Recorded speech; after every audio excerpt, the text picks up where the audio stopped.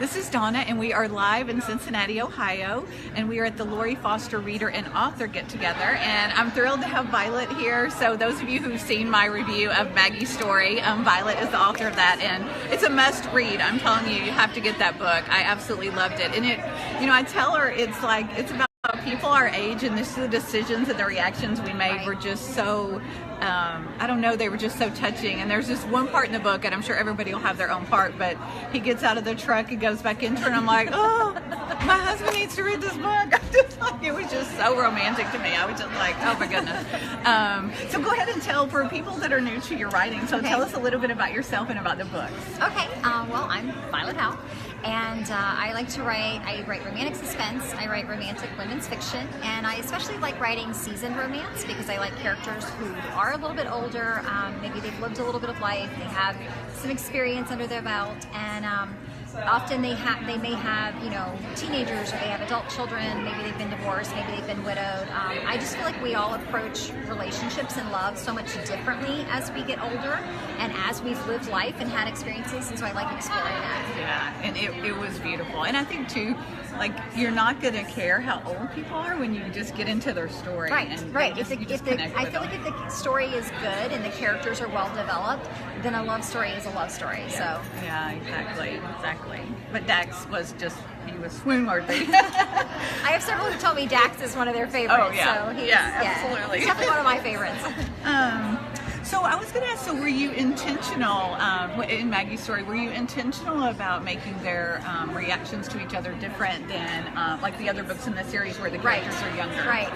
I don't know that it was necessarily intentionally trying to make the reactions different because they were more mature. I think it was that, I've kind of reached that age where, my son is 19 and I found my love and my husband at 35, and it was a second marriage for me, and so kind of having that experience and kind of knowing how I approach things differently now. I think when I wrote the book, just trying to be true to the characters and who they were at the age they were. So it wasn't necessarily that I made a decision of okay, well, because they're this age, what would they say?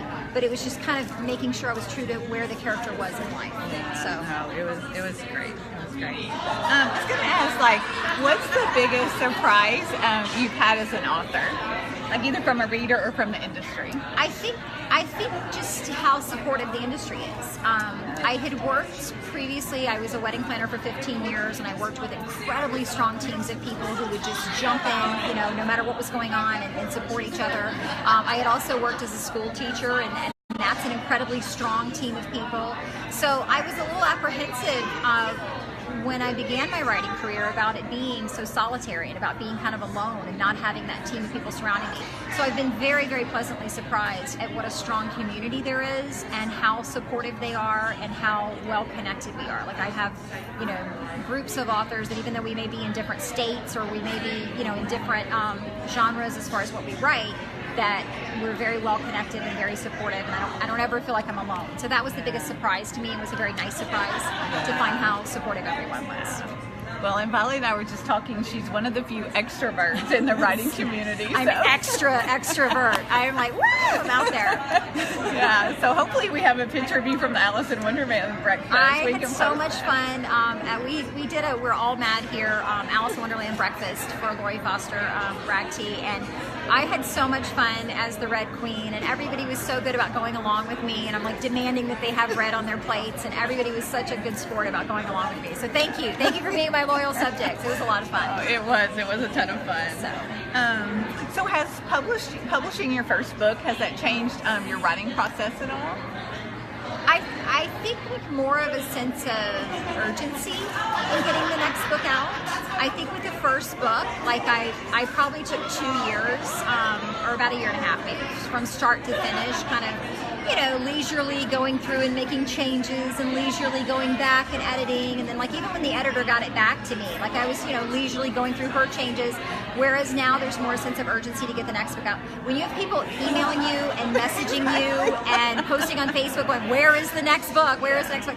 So there's more of a sense of urgency that there's people waiting for that story and I need to get it out quicker. So, kind of more of a rigid time schedule for writing and for editing and for getting the book out there. So that's the difference.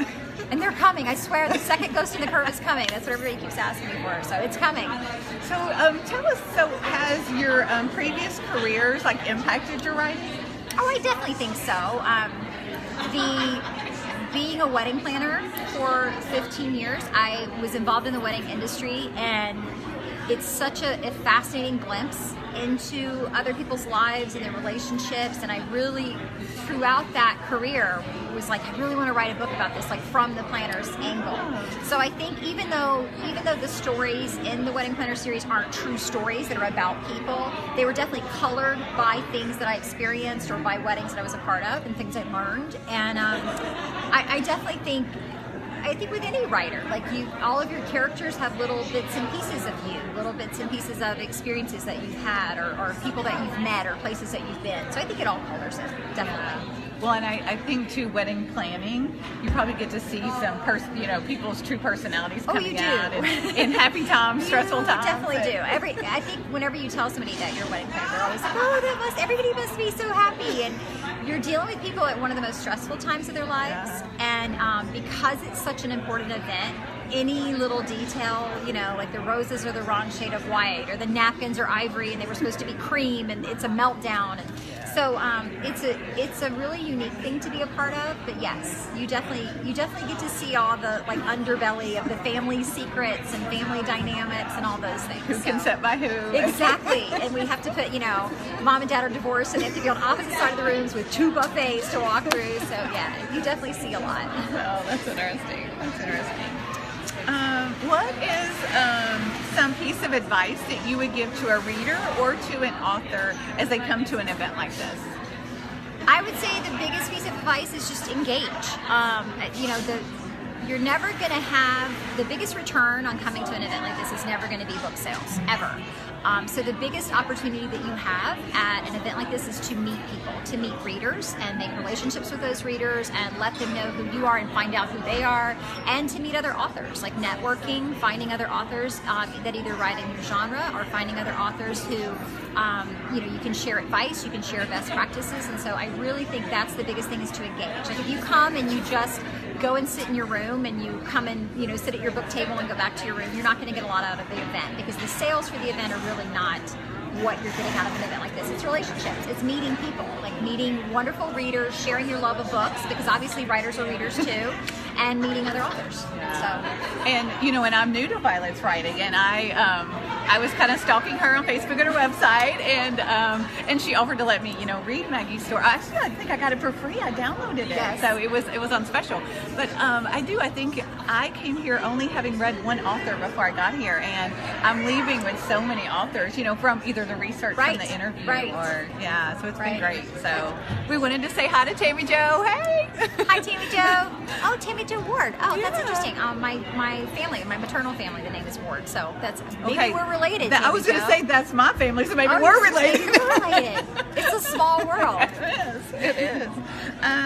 Okay, that's going to be our last question, and we're going to go over to the blog. So if you want to know a surprise about Violet that no one else knows, then you could go on over to our blog, and we'll have that posted up within the week. See you later. Thank you. Bye.